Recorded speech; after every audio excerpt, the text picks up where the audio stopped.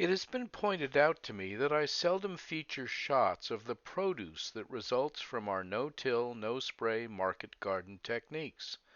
So here's the beets from Field 1 that have been just beautiful with delicious greens and wonderfully sized, consistent, sweet roots.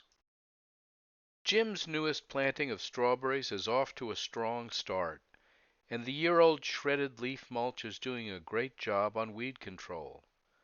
The fennel is approaching harvest stage, and the big, bushy beetle bank is providing great habitat for a healthy population of predatory bugs.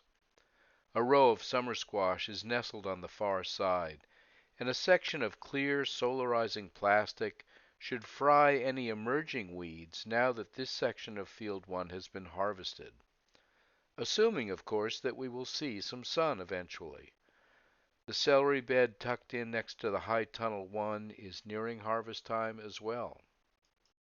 In this video, I'm just driving by the open doors of the high tunnels because going inside at this time of season would require a separate video for each one. The complexities of their cropping systems would deserve it. Down at the start of Field 2, our biggest pollinator patch is beginning to stretch its legs. The early spring flowering shrubs have faded, and the perennial sunflowers are starting to take over. Jim's raspberries have been pumping out their delectable jewels, and he has just transplanted another whole row for next year. The silage tarp is smothering the old strawberry plants, terminating both them and any rogue weeds that snuck in after 3 years of wonderful harvests. Beyond the blueberries and orchard, you can see a bed being prepped for planting with a ground cloth occultation strip. The spring-planted shallots have started to flop over, signaling the end of their growth period. At this point, it is a waiting game to see how quickly the harvested garlic will dry down enough in the barn so that there is room to dry the shallots. Beyond the grapes, you can see 3 more beds being prepped for planting.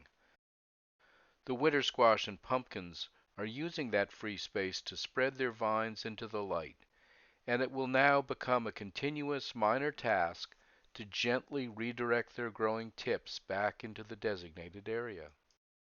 Row cover still protects the direct-seeded squash from harmful bugs and beasts while we wait for flowering to begin. Once that happens, the covers will be removed and our robust native bee population will provide excellent pollination service.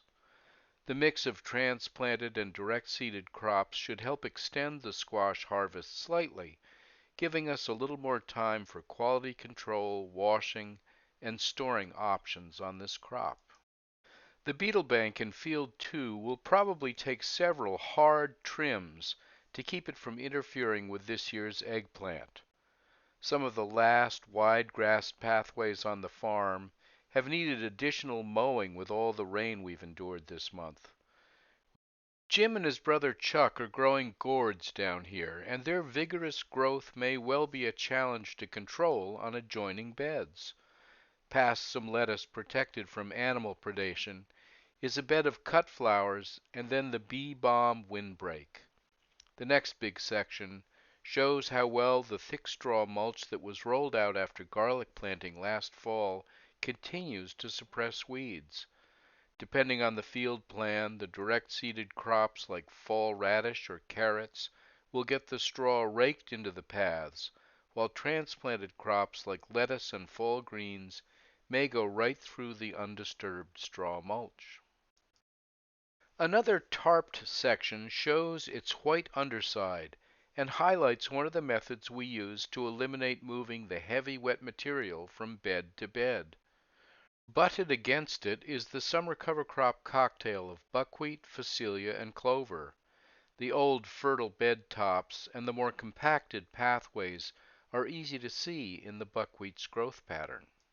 Jim's watermelon patch and the cover crop section of clover and annual ryegrass lead us right down to the asparagus patch. Ellen has taken on a multi-year program to eliminate the Canadian thistle from this perennial crop. Continuous mowing on the worst areas has provided good thistle control, And while that stresses the asparagus crown somewhat, we've had good harvests this year.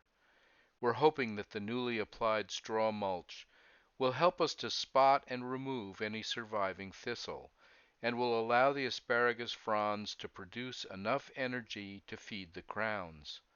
The patches of grass you can see as we edge over into the tomatoes are likely all quack grass, or as we like to say, torpedo weed, and they will need successive hand weeding or yet another method to be discovered.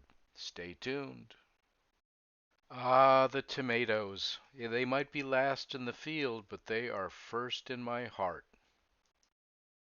And here's a quick shot of the crew picking some of the first open field cherry tomatoes.